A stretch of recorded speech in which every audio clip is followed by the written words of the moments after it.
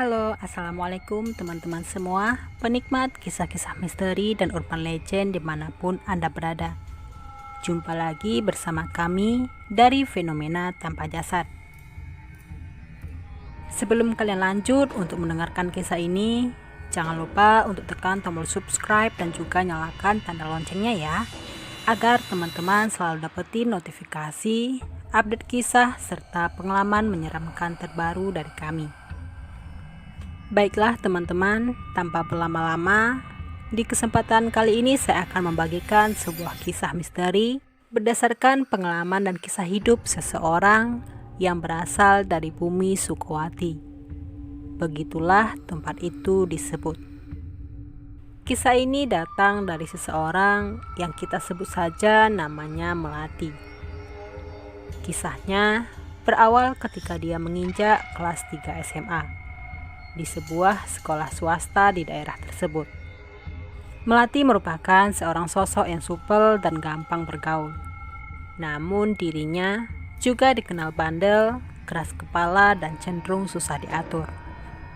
Masa remajanya dihabiskan dengan teman-temannya. Dia juga sering pulang larut malam.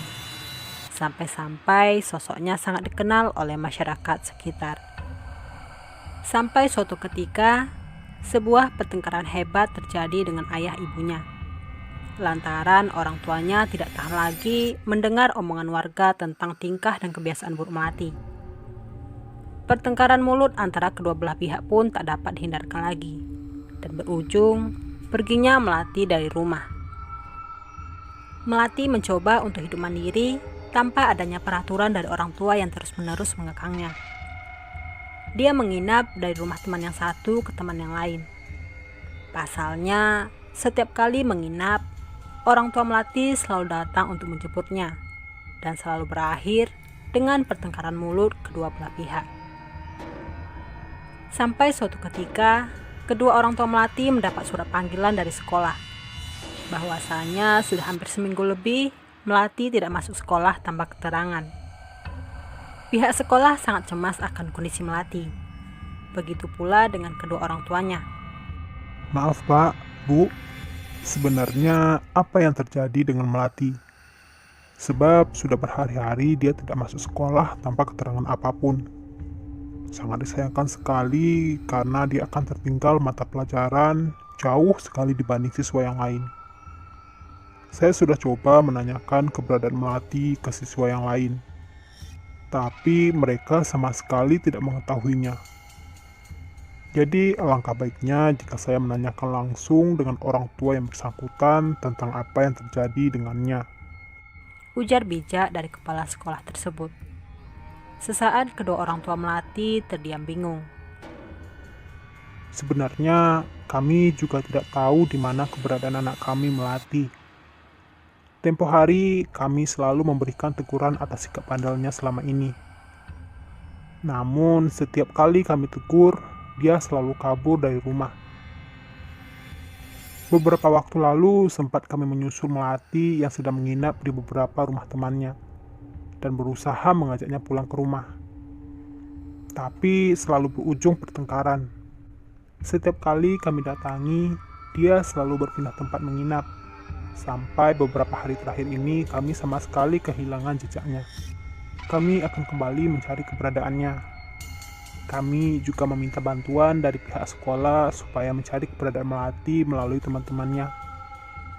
Siapa tahu dia menginap di rumah salah satu siswa di sini. Terang perkataan ayah Melati. Tak lama kemudian orang tua Melati berjabat tangan dengan pihak sekolah dan memohon pamit. Kedua orang tua Melati dengan gencar mencari keberadaannya. Akan tetapi, keberadaannya belum juga berhasil ditemukan. Melati seperti hilang di telan bumi. Sedangkan di sisi lain, Melati juga kelelahan dan bingung. Setiap kali berusaha menginap di salah satu rumah teman sekolahnya, entah bagaimana caranya kedua orang tuanya itu selalu berhasil menemukannya. Berbekal uang yang sudah mulai menipis dan perhiasan yang melekat di badan, Melati bertekad mencari sebuah kos-kosan yang murah. Dengan begitu, untuk beberapa saat, dia akan lepas dari gangguan orang tuanya dan rutinitas sekolah yang menjeratnya sehari-hari. Dengan berbekal tas ransel kucelnya, Melati berjalan menyusuri sepanjang trotoar jalan Sukowati. Di tengah hari yang terik, dia merasakan haus yang luar biasa. Kemudian dilihatnya sebuah kedai minuman di emperan sebuah toko. Beberapa kali, Melati mencoba merogoh saku celana jeansnya untuk memastikan apakah masih ada cukup uang untuk membeli minuman. Pak, pesan es tehnya 1, dibungkus ya, kata Melati sambil membuka lembaran uang rupiah dari sakunya. Oh iya, tunggu sebentar ya. Jawab pria penjual es itu sambil beranjak menyiapkan pesanannya. Tanpa sengaja mata Melati tertuju pada sebuah papan kardus yang tergantung, bahwasanya kedai itu sedang membutuhkan karyawan. Ini pesanannya. Maaf Pak, apa di sini sedang membutuhkan karyawati untuk menjaga kedai ini? Kalau boleh, saya berminat Pak, ujar Melati. Sesaat pemilik kedai itu menajamkan mata dan mengamati penampilan Melati dari ujung rambut sampai ujung kaki. Apa benar kamu mau bekerja di sini? Sebelumnya kamu pernah kerja di mana? Dan lulusan apa? Tanyanya pada Melati. Saya belum pernah bekerja Pak. Dan saya lulusan SMA, itu pun ijazah saya belum keluar dari sekolah. Tapi saya sangat butuh sekali pekerjaan itu untuk menyambung hidup. Bisa bantu saya Pak? Ujar Melati dengan penuh harap. Baiklah, kamu diterima bekerja di sini. Tapi kamu tidak boleh terlambat. Besok kamu sudah bisa mulai kerja. Memangnya kamu tinggal di mana? Pemilik kedai itu kembali bertanya. Sebenarnya saya tinggal tidak jauh dari sini. Tapi kalau saya diterima bekerja di sini, saya akan mencari kos saja di sekitar sini, Pak. Apa Bapak tahu kos-kosan yang dekat di sekitar sini? Jawab Melati meyakinkan. Pemilik kedai itu terdiam sambil mengangguk-angguk tanda paham. Apa kamu lihat jalan masuk ke perkampungan itu? Kamu lurus saja, mentok, lalu belok ke kiri. Kira-kira 2 rumah dari situ. Tepatnya rumah paling ujung ada rumah yang disewakan. Tapi... Oh, oke. Terima kasih banyak ya Pak. Saya permisi dulu. Besok saya akan datang tepat waktu. Belum sempat pemilik kedai itu menjelaskan seluk-beluk tentang rumah tersebut, Melati langsung saja memotong dan pergi dengan senangnya. Menurutnya, dia akan aman untuk sementara waktu dari kejaran orang tuanya. Dan di samping itu, dia juga mendapat pekerjaan untuk menyambung hidup. Dengan semangat, Melati berjalan masuk ke dalam sebuah gang perumahan. Diurutkannya satu persatu rumah sesuai petunjuk dari pemilik kedai minuman tersebut. Sesaat dia merasa heran, karena di ujung deretan rumah warga itu terdapat sebuah rumah berarsitektur mewah dengan 2 lantai. Apa rumah ini ya yang dimaksud Bapak tadi? Tapi apa mungkin rumah semewah ini disewakan untuk kos-kosan? Rasanya tidak mungkin lah, gumamnya. Beberapa kali Melati mencoba mengurutkan dari gang pertama dia masuk. Namun tetap saja rumah mewah itu juga yang ditemuinya. Melati yang sedang berdiri di depan sebuah pagar besi yang begitu kokoh, dengan ragu-ragu dia mencoba mengucapkan salam. Permisi, Pak, Bu, apa ada orang di rumah? Permisi. Beberapa kali Melati mencoba memanggil pemilik rumah, tapi tidak ada seorang pun yang keluar dari rumah tersebut. Pintu rumah itu terlihat tidak terkunci. Melati yang sempat ragu memberanikan dirinya membuka pagar rumah dan mencoba untuk masuk. Wah, rumah ini benar-benar mewah ya. Tapi apa benar rumah ini yang disewakan? Gumamnya kembali. Selangkah demi selangkah, Melati masuk ke halaman rumah tersebut. Sepanjang langkah dan gerak-geriknya seperti diawasi oleh sesuatu. Tanpa sengaja mata Melati tertuju pada jendela kaca di lantai 2 rumah itu. Di sana terlihat seorang perempuan yang kira-kira seumuran dengannya. Perempuan itu berdiri mengintip di balik tirai dengan penasaran sambil mengerutkan dahi. Seakan dia tidak suka dengan kehadiran Melati. Melati yang salah tingkah kemudian menundukkan kepalanya, lalu menyapa perempuan tersebut. Mari Mbak. Namun, perempuan muda itu tetap tertegun menatapnya. Permisi. Permisi. Tak lama kemudian keluarlah wanita setengah tua memakai kebaya lengkap. Mirip seperti pakaian istri bangsawan Jawa zaman dulu. Dari tadi burung perenjak mengoceh tanpa henti. Itu pertanda akan datang tamu penting. Rupanya benar ada tamu yang datang. Sudah dari tadi saya menunggu. Ada keperluan apa ya? Tanya wanita setengah baya itu. Maaf Bu, saya mau tanya, apa benar di sini terima kos ya? Soalnya saya sedang mencari kos untuk tinggal beberapa waktu. Jelas Melati. Kamu cantik dan periang, sama seperti anak saya. Ya, memang betul di sini terima kos, khususnya untuk perempuan muda seperti kamu. Perkenalkan, saya Bu Mutia, pemilik dari rumah ini. Tinggallah di sini selama kamu mau, dan anggap saja seperti rumah sendiri. Jelas wanita setengah baya itu. Iya Bu Mutia, terima kasih. Oh ya Bu, ngomong-ngomong berapa orang yang ngekos di sini? Soalnya tadi dari luar saya lihat ada perempuan muda seperti saya. Apa itu anak ibu? Loh, kemana perempuan tadi? Kata Melati sambil menunjuk ke arah jendela lantai 2 rumah itu. Akan tetapi, perempuan muda yang sempat dilihatnya tadi sudah tidak lagi berada di sana. Beberapa saat Bu Mutia terdiam. Pertanyaan-pertanyaan Melati membangkitkan senyum lebar di wajah Bu Mutia. Memang, sebelumnya ada beberapa anak perempuan yang kos di sini. Tapi ya begitulah, mereka tidak betah tinggal di sini dengan wanita tua seperti saya. Sampai saya temukan calon baru. Ya kamu ini orangnya. Sudah, mari masuk, coba lihat-lihat dulu. Ujar sang pemilik rumah, sambil membawa Melati masuk dan berkeliling ke setiap kamar dan sudut rumah yang akan disewanya itu. Hampir seluruh ruangan telah dia jelajahi. Namun anehnya, tidak terlihat batang hidungnya perempuan muda tadi yang dilihatnya di lantai 2. Atau seorang pun selain mereka berdua. Oh iya Bu, di rumah seluas ini kemana anak perempuan ibu tadi? Dan suami ibu kemana? Kok tidak kelihatan dari tadi? Tanya Melati. Mereka ada di atas. Sudah, jangan dibahas lagi. Nanti malam juga ketemu. Oh ya, masalah pembayaran kamu tidak usah pikirkan. Kalau ada uang, kamu boleh membayarnya. Tapi kalau belum juga tidak apa-apa. Yang penting kamu nyaman tinggal di sini.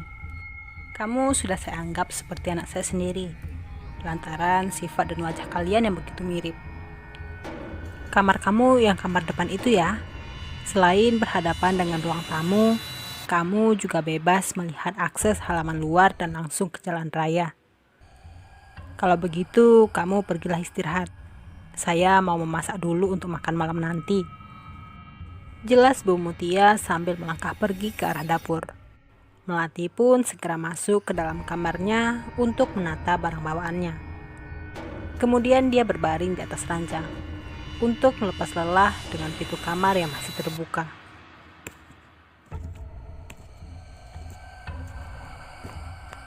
Tiba-tiba, perempuan muda yang sempat dilihat di jendela lantai 2 tadi terlihat melintas melewati pintu kamar Melati.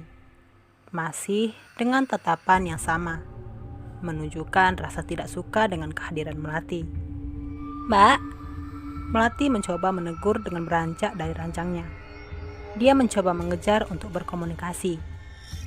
Melati berdiri di depan pintu kamar sambil mencari kemana perempuan itu pergi. Tapi perempuan itu lenyap begitu saja.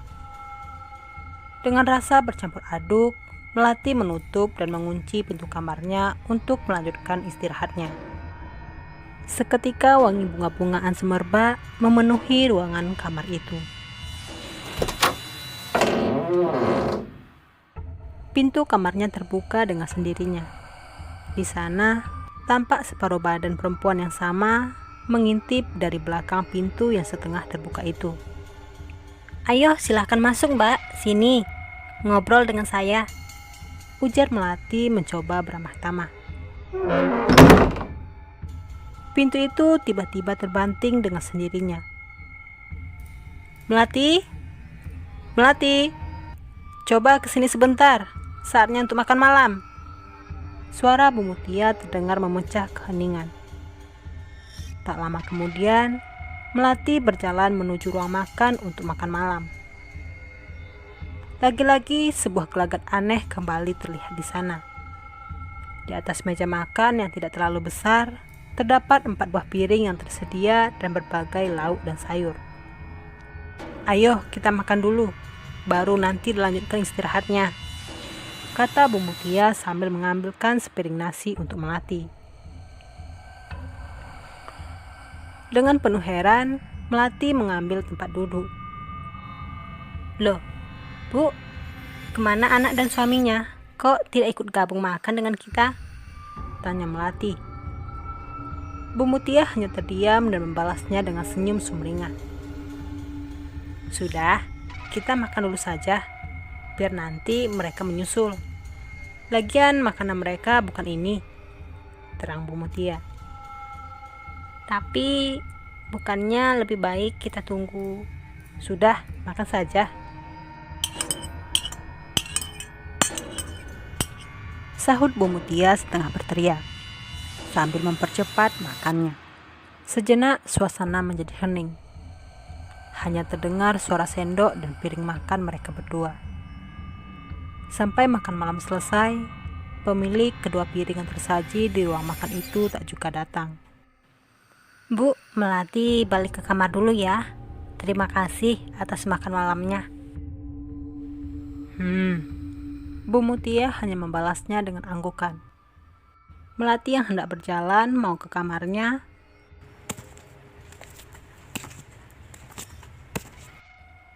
tiba-tiba tanpa sengaja dari arah tangga terlihat perempuan muda yang dilihatnya dari tadi siang, berjalan cepat menaiki tangga menuju ke atas. Tanpa sepengetahuan Bu Mutia, Melati diam-diam mengikuti gadis itu menaiki tangga. Sesampainya di lantai atas, gadis itu tidak terlihat lagi. Hanya lorong kosong dan gelap sejauh mata memandang.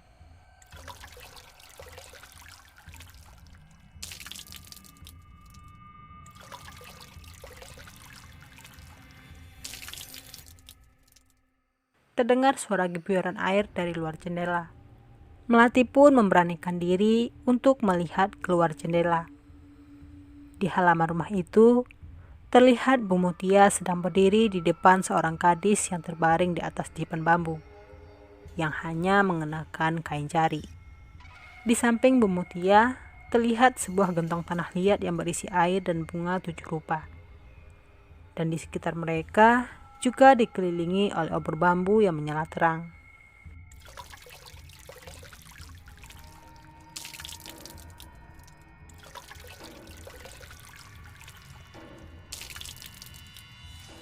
Dengan gayung batok kelapa, Bu Mutia menyiram tubuh gadis itu dengan air bunga 7 rupa.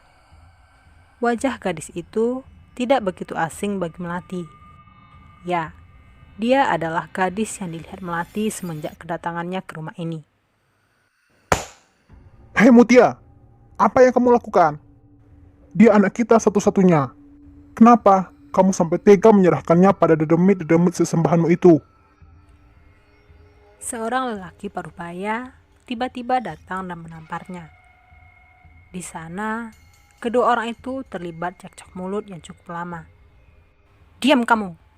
Kamu pikir dengan penghasilanmu yang sekarang, kamu bisa menutupi semua kebutuhanku? Menyesal aku kawinkanmu. Ingat, Kamu hanya tinggal menunggu giliranmu saja. Jangan coba-coba untuk menghindar.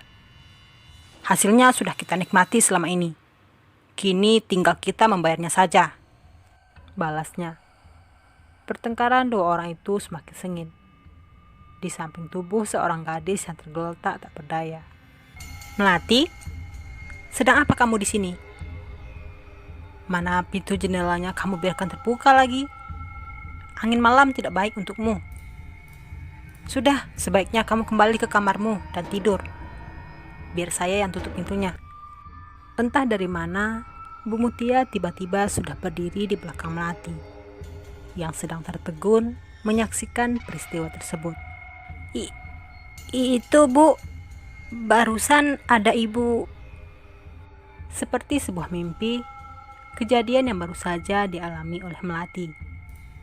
Dan sosok-sosok itu juga lenyap begitu saja. Halaman depan rumah itu kembali gelap dan senyap, ditutupi oleh rimbunan pohon yang tinggi dan besar. Itu apa maksudmu? Apa yang kamu lihat? Sudah, kembali ke kamarmu. Besok kamu harus bekerja kan? Melati yang masih kebingungan mempercepat langkahnya menuju ke kamar. Dia merasa ada sesuatu yang sengaja disembunyikan oleh yang punya rumah. Sambil berbaring di atas ranjang, tak hentinya dia memikirkan peristiwa yang baru saja terjadi. Tak lama kemudian, matanya terasa begitu berat. Melati pun akhirnya tertidur pulas. Tepat pada jam 12 malam, mata Melati seperti dipaksa bangun. Namun, dia merasa aneh. Bangunan yang semula terlihat megah dan mewah berubah menjadi rumah biasa, yang dindingnya sebagian masih terbuat dari kayu dan anyaman bambu. Dia sama sekali tidak tahu di mana saat ini dia berada. Kemudian, sebuah suara terdengar dari halaman depan. Melati pun mencoba bangun dan melihat apa yang sedang terjadi. Sebuah pemandangan serupa terjadi lagi. Dari pelataran rumah itu, terlihat Bu Mutia yang kembali terlibat pertengkaran mulut dengan seorang pria paruh baya. Kata-kata yang mereka ucapkan pun kurang lebih sama seperti pertengkaran sebelumnya. Dan juga masih ada seorang gadis muda yang terbaring di depan bambu. Lagi-lagi gadis yang sama seperti yang dia lihat sebelumnya. Melati terus saja mengintip dan mencoba mencari tahu apa yang terjadi sebenarnya. Tiba-tiba, gadis muda itu terbangun, sedangkan kedua orang itu masih sibuk bertengkar mulut.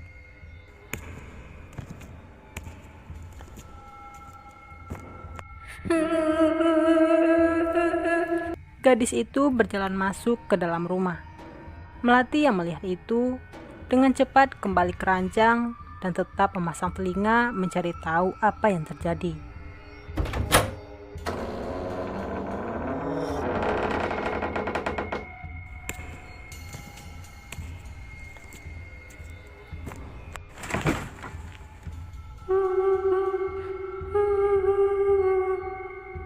Sambil menangis pilu, gadis itu masuk ke kamar Melati. Dan dengan sengaja, tubuhnya berbaring tepat di samping Melati. Harum bunga 7 rupa tercium kuat dari tubuh gadis itu. Tubuhnya terasa dingin dan pucat seperti mayat hidup. Tak lama kemudian, rasa kantuk yang luar biasa menyerang Melati. Dan Melati pun tertidur pulas saat itu. Dirinya terbangun ketika kokokan ayam jantan bersahutan. Dari balik jendela kaca, sedikit sinar matahari mulai memasuki setiap sudut kamarnya. Masih membekas kuat beberapa peristiwa misterius yang dialami oleh Melati. Kepalanya terasa sakit. Dia pun segera bergegas menuju ke kamar mandi untuk membersihkan tubuh. Semenjak dia bangun sampai mau berangkat kerja, tidak ada seorang pun yang terlihat di sana. Rumah itu begitu lekang dan sepi, seperti rumah yang sudah lama tak berpenghuni. Bu, Bu Mutia, Melati berangkat kerja dulu ya. Pamit Melati setengah berteriak. Tapi lagi-lagi tidak ada jawaban dari yang empunya rumah. Tanpa menaruh curiga, Melati berangkat menuju kedai minuman tempat dia bekerja. Di sana, pemilik kedai belum juga terlihat. Stand minumannya juga nampak tertutup dan tergembok rapi. Melati pun duduk di samping kedai sambil menunggu kedatangan si pemilik datang. Samar-samar, Melati teringat peristiwa malam itu. Dia masih bingung dan kepalanya terasa sakit setiap mengingat kejadian itu. Tak lama kemudian, sebuah motor bebek berhenti di depan kedai minuman itu. Melati, rupanya kamu datang juga ya, seperti yang kamu janjikan. Bagaimana? Sudah siap kerja? Tanya pemilik kedai itu. Iya Pak, soalnya saya sangat butuh pekerjaan ini. Jawab Melati. Ya sudah, kalau begitu kita mulai saja buka standnya. Mulailah berbenah dan bersih-bersih terlebih dahulu. Tak lama setelah mereka buka, satu persatu pembeli mulai berdatangan. Dengan cekatan, Melati melayani setiap pengunjung yang datang. Dia terlihat sesekali menguap. Matanya juga terlihat sayu menahan kantuk. Melati, bagaimana kerja di sini? Apa kamu betah? Loh, kenapa kamu terlihat lelah dan mengantuk? Apa kamu begadang semalam? Iya Pak, saya betah kok kerja di sini. Kerjanya tidak begitu capek. Mungkin saya hanya kurang tidur. Maklum Pak, suasana baru. Oh iya, Bapak kan orang sini. Kenapa rumah sebesar itu kok dikoskan? Apa mereka kurang uang? Dan rumah sebesar itu hanya dihuni oleh 3 orang, berempat sama saya. Di pagi seperti ini kadang hanya terlihat Bu Mutia saja. Anak dan suaminya entah kemana. Kan aneh, Ujar Melati. Hah? Bertiga? Maksudmu rumah di ujung gang itu kan? Kamu jadi kos di sana? Asal kamu tahu ya, rumah itu hanya dihuni oleh seorang saja, yaitu Bu Mutia. Sempat beberapa orang kos di sana, tapi tidak pernah lama. Memang dulunya mereka tinggal bertiga bersama suami dan anak perempuannya. Sampai akhirnya anak dan suaminya meninggal dan dikuburkan di sekitar rumah itu. Konon, Bu Mutia menolak anak dan suaminya dikuburkan di pemakaman umum. Itu menurut cerita masyarakat sini, sebelum saya bertempat tinggal di wilayah ini. Sebenarnya, saya ingin menjelaskan sejarah rumah itu ke kamu, tapi kamu keburu memotong dan pergi. Alangkah baiknya jika kamu segera pergi dari rumah itu dan mencari tempat lain saja, sebelum sesuatu terjadi padamu. Jelas pemilik kedai itu kepada Melati. oh begitu ya Pak. Baiklah, terima kasih atas sarannya. Kalau suami dan anak Bu Mutia sudah meninggal, jadi siapa yang kulihat semalam? Sebenarnya apa sih yang sudah terjadi di rumah itu? Batinnya dalam hati. Melati kemudian meneruskan pekerjaannya. Tanpa terasa waktu kerjanya sudah selesai. Dan tiba saatnya untuk dia pulang. Seperti biasa, Melati kembali ke kos dengan berjalan kaki karena jarak dari tempatnya bekerja tidak begitu jauh. Hari sudah gelap. Sepanjang jalan hanya terlihat beberapa kendaraan yang berlalu lalang. Dia pun langsung masuk melewati pagar rumah itu dan mencoba beberapa kali mengetuk pintu. Bu Mutia, Melati pulang Bu. Tanpa sengaja tangan Melati membuka gagang pintu rumah tersebut. Entah disengaja atau tidak, pintu itu dalam keadaan tidak terkunci. Bu Mutia, Melati pulang. Lagi-lagi rumah dalam keadaan sepi tanpa penghuni.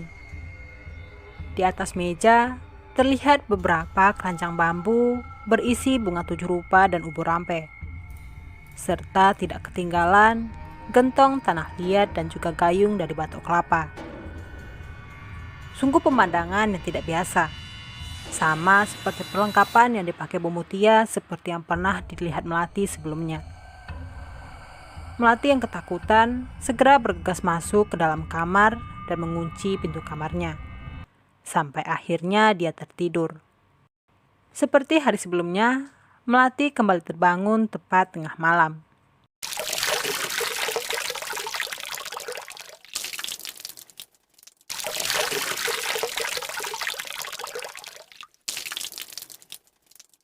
Suara itu terdengar jelas dari pelataran rumah tersebut. Dengan penasaran, Melati mencoba mengintip. Kali ini, terlihat Bu Mutia beberapa kali menyiram dipan kosong dengan air bunga 7 rupa. Sepertinya dia menyadari sedang diintip oleh Melati. Sesekali matanya melirik sambil tersenyum lebar. Tapi Bu Mutia tetap saja meneruskan ritualnya.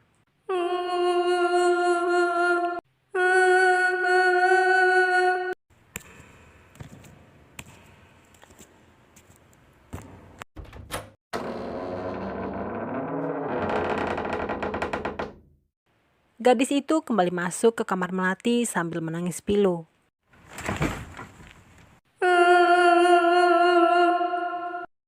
Gadis itu kembali berbaring di samping Melati. Aroma wangi bunga 7 rupa dari gadis itu seketika berubah menjadi bau anjir darah. Tangannya yang dingin tiba-tiba menarik tangan Melati sampai terduduk. Dan betapa terkejutnya Melati ketika melihat tubuhnya terbaring di atas ranjang. Siapa kamu? Ada apa denganku? Apa aku sudah mati? Tapi kenapa? Apa salahku? Tanya Melati dengan gagap ketakutan. Namaku Palupi. Aku adalah anak dari Bu Mutia. Dan pria yang kamu lihat itu adalah bapakku. Dulu kami hidup miskin dan kekurangan.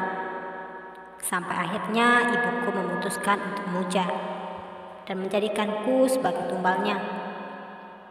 Aku dikubur di rumah ini. Tepatnya di bawah ranjang inilah pusaranku berada. Ibuku sangat menyesal dengan apa yang telah dilakukannya. Dia ingin kembali menghidupkanku dengan cara menukar jiwaku dan memasukkannya ke dalam tubuhmu. Dengan begitu, aku akan hidup kembali sebagai dirimu. Sekarang, kembalilah ke jasadmu dan cepat pergi dari sini sebelum semuanya terlambat. Pergi! Tiba-tiba Melati tersadar dan kembali ke tubuhnya. Melati? Melati, bangun nak, ibu punya sesuatu untukmu. Melati? Melati yang berusaha kabur melalui jendela, rupanya berhasil dikejar oleh Bu Mutia. Dengan sigap, dia berhasil menarik ransel yang dibawa Melati. Mau pergi kemana kamu? Dasar tidak tahu diuntung. Ragamu akan kujadikan anakku. Seharusnya kamu merasa beruntung dan menurut saja. Tidak, aku mau pulang. Lepaskan. Aku punya bapak dan ibu yang menungguku di rumah. Aku harus pulang. Bapak, ibu, tolong. Melati berusaha lolos dengan sekuat tenaga. Sampai akhirnya dia berhasil lolos. Sesaat dia sempat menoleh ke belakang. Samar-samar, terlihat tubuh Bu Mutia ditarik kuat oleh sosok Palupi masuk ke dalam rumah. Jendela kaca rumah itu terbanting. Seketika, semua lampu rumah itu padam dan gelap gulita. Tanpa berpikir panjang, Melati terus berlari sampai ke jalan raya. Dengan kendaraan umum yang masih tersisa, dia kembali pulang ke rumah orang tuanya. Pengalaman itu tidak akan pernah dia lupakan sampai kapanpun. Sempat sekali dia ditemani oleh kedua orang tuanya kembali ke tempat itu. Namun, beberapa kesaksian yang diberikan oleh masyarakat sekitar berbeda-beda. Ada yang berpendapat bahwa rumah itu masih ditempati Bu Mutia. Ada pula yang berpendapat tempat itu telah lama kosong ditinggalkan oleh pemiliknya. Bahkan, ada pula yang berpendapat rumah itu telah kosong lama, akibat ditinggal mati oleh pemiliknya, akibat pesugihan yang dianutnya. Ketiga penghuni rumah itu juga dimakamkan di sekitar tempat itu. Namun, tidak ada yang tahu pasti di mana letak ketiga pusaran itu. Sampai saat ini, berita tentang kos-kosan itu masih simpang siur. Begitulah pengalaman ini kembali diceritakan oleh Melati. Oke teman-teman, sampai di sini dulu kisah urban legend dan kejadian mistis kali ini dari fenomena tanpa jasad. Semoga teman-teman dapat terhibur dan bisa mengambil pelajaran berharga serta nilai positif yang terkandung dalam kisah yang kami bagikan. Untuk kisah-kisah misteri lainnya, silahkan pantengin terus channel ini ya. Dan jangan lupa untuk tekan tombol subscribe, like, comment, and share-nya. Agar kami makin semangat untuk membagikan berbagai kisah, pengalaman, dan kejadian horor yang penuh dengan misteri yang benar adanya dari berbagai narasumber. Jika teman-teman sedang mendengarkan kisah ini, pastikan lampu menyala dan tidak dalam keadaan sendiri. Karena bisa jadi Anda tidak sendiri. Terima kasih, salam keramat, satu nyali tanpa jasad. Wassalamualaikum warahmatullahi wabarakatuh.